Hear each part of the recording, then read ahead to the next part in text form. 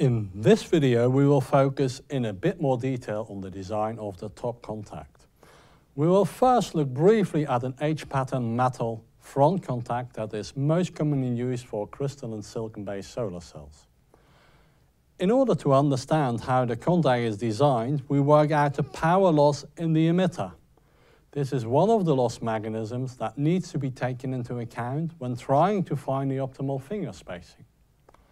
Obviously, also other loss mechanisms need to be taken into account, and therefore we end this video by discussing the design considerations for the top contact, balancing the resistance of the metal lines, contact resistance, emitter resistance, and shading. This picture shows a typical H-pattern design used for a 6-inch square crystalline silicon solar cell.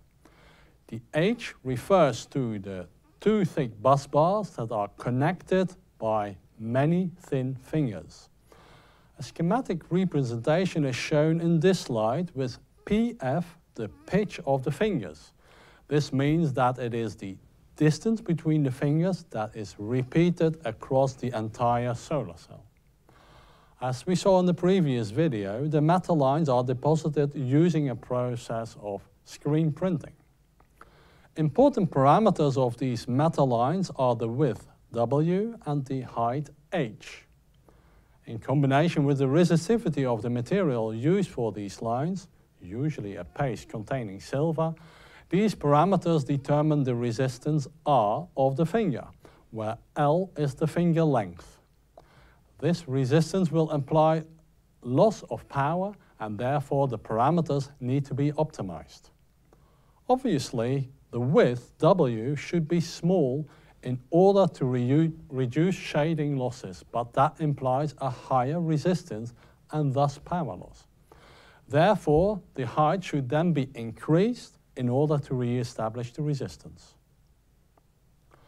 The resistance of the metal lines, i.e. the fingers and bus bars, is only one aspect when optimizing the front contact design.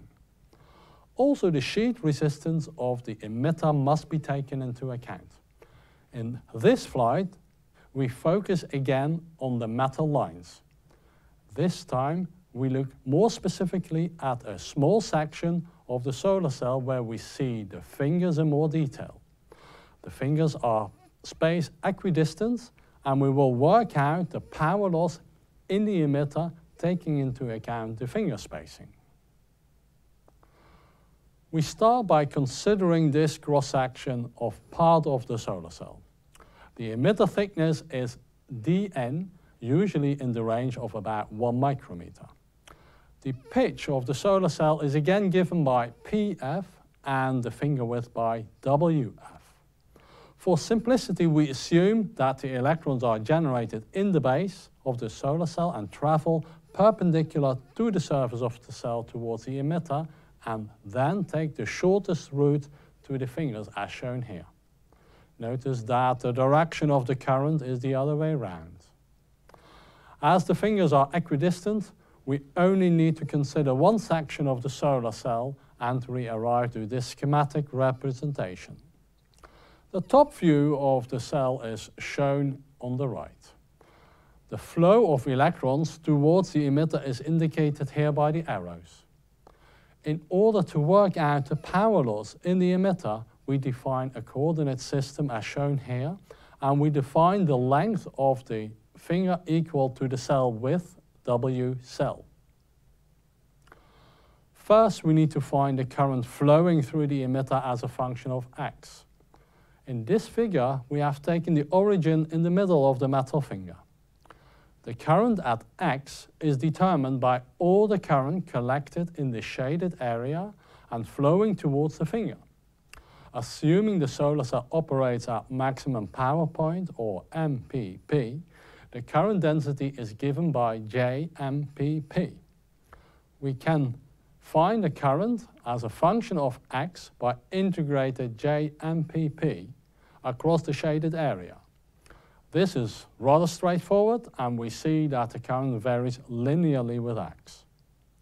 For calculating the power that is dissipated in the emitter, we use this well-known expression. It is important to realize that the power loss varies with the square of the current, and therefore the power loss in the emitter cannot be found by just averaging the current and has to be worked out differently. We consider a small section of the emitter with infinitesimal small width dx and find the infinitesimal resistance of this section dr. The infinitesimal power loss dP in this section can then be found easily. For sake of its simplicity, we assume that the finger width WF is much smaller than the pitch PF. The power loss in one half of the section of solar cell can then be found by integrating across this half. For the entire section, we found the total power loss displayed here, and it is important to see that the power dissipated in the emitter varies to the third power of the finger spacing PF. Now we have looked at only one power loss mechanism in the solar cell, namely the power loss in the emitter, but for an optimal top contact design, we should also look at other mechanisms. This graph shows how the power loss mechanisms vary with the pitch PF and the finger width WF. For finding the optimal pitch, the power loss must be minimized. These days, such optimizations are carried out by carrying out computer simulations in which all power loss mechanisms are combined and using the same principles as demonstrated in this video for the power loss in the emitter. In this way, many different designs have been proposed depending on the PV technology, like this flower design shown here, or the width of solar cells in a monolithically integrated thin film module that will be discussed in a later video. In summary, we have discussed the H pattern that's often used for crystalline silicon-based solar cells. Further, we worked out the power loss in the emitter in order to demonstrate the principles that underlie such calculations. And then we discuss other loss mechanisms that need to be taken into account when trying to find the optimal top contact design.